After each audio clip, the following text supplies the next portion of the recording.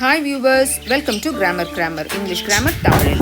இன்றைக்கி நம்ம வந்து simple past tense WH questions பார்க்க போகிறோம். அதாவது கடந்த காலத்தை பற்றி பேசும்பொழுது கேள்விகளை வந்து எப்படி கேட்கலாம், அதுவும் வந்து WH கொஸ்டின்ஸை யூஸ் பண்ணி எப்படி கேள்வி கேட்கலாம் அப்படின்னு பார்க்க போகிறோம். இந்த WH கொஸ்டின்ஸ்னால் என்ன அப்படின்னு பார்த்தோம்னா when, where, what. when அப்படின்னா எப்போது அப்படின்னு கேட்குறது. வேர் அப்படின்னா எங்கே, எந்த இடத்துல அப்படின்னு கேட்கும்பொழுது நம்ம வேர் அப்படின்ற வார்த்தையை யூஸ் பண்ணுவோம்.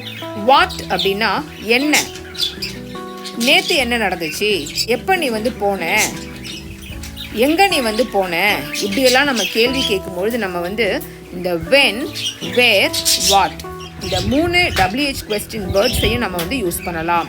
இப்போ பாருங்கள், ஏற்கனவே நம்ம வந்து சில ப்ரொனவுன்ஸ் எல்லாம் பார்த்தோம் இல்லையா. இது வந்து பாருங்க, ஹர் அப்படின்னா அவள் அப்படின்னு சொன்னோம் நம்ம. ஆனால் இந்த இடத்துல பாருங்க அவளை அப்படின்னு சொல்கிறோம்.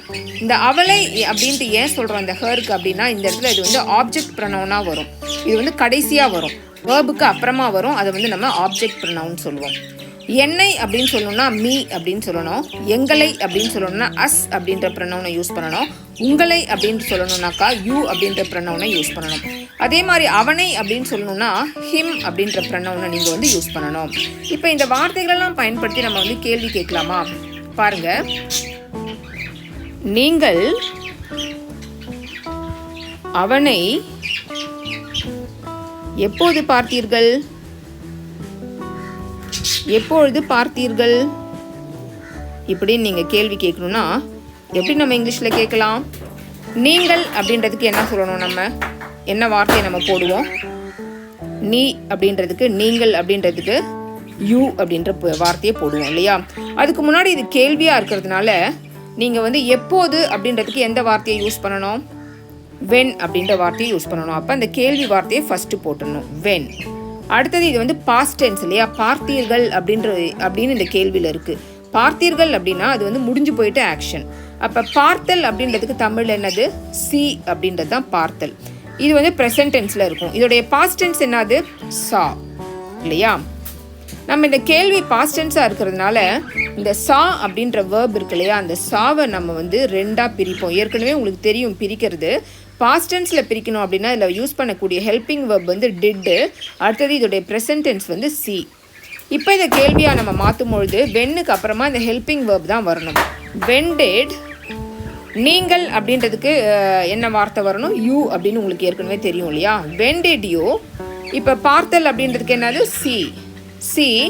அவனை அப்படின்னா என்ன சொல்லுவோம்? ஹிம் அப்படின்னு சொல்லுவோம். When did you see him அப்படின்னா நீங்கள் அவனை எப்பொழுது பார்த்தீர்கள் அப்படின்னு அர்த்தம். அடுத்தது பாருங்க, இன்னொரு கொஸ்டின். நீங்கள் எங்கே வேலை செய்தீர்கள், செய்தீர்கள் அப்படின்னு நம்ம கேட்குறோம். இந்த செய்தீர்கள் அப்படின்றது பாஸ்ட் டென்ஸை குறிக்கிறது அப்படின்னு உங்களுக்கு தெரியும் இல்லையா. அப்போ இங்கே நம்ம யூஸ் பண்ண வேண்டிய கேள்வி வார்த்தை என்ன அப்படின்னு பார்த்தோம்னா எங்கே அப்படின்னு இருக்குது. அப்போ எங்கே அப்படின்னா நம்ம வந்து வேர் அப்படின்ற இந்த வார்த்தையை தான் யூஸ் பண்ணணும். எங்கே அப்படின்றதுக்கு வேர். அப்போ வேர் அப்படின்ற இந்த கொஸ்டின் வேர்டை முதல்ல போட்டுடணும். அடுத்தது இங்கே இருக்கக்கூடிய வேர்ப் என்ன அப்படின்னு பார்த்தோம்னா வேலை. வேலை அப்படின்னாக்கா ப்ரெசன்ட் டென்ஸில் ஒர்க். இதோடைய பாஸ்ட் டென்ஸ் என்ன அப்படின்னு பார்த்தோம்னா ஒர்க்ட், WORKED. இப்போ இதை கேள்வியாக மாற்றணும் அப்படின்னா இந்த வேர்ப்டை நம்ம வந்து ரெண்டாக பிரிக்கணும். பிரிக்கும் போது இது பாஸ்ட் டென்ஸாக இருக்கிறதுனால டிட் அப்படின்ற ஹெல்பிங் வேர்பை போடணும்.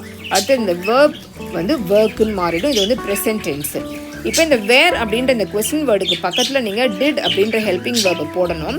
அடுத்தது வந்து இந்த சப்ஜெக்ட் வரணும். சப்ஜெக்ட் இங்கே என்னது? நீங்கள். நீங்கள் அப்படின்னா யூ அப்படின்னு உங்களுக்கே தெரியும் இல்லையா. வேர் டிட் யூ, இங்கே இருக்கக்கூடிய வேர்ப் என்னது? வேலை. வேலை அப்படின்னா work. Where did you work.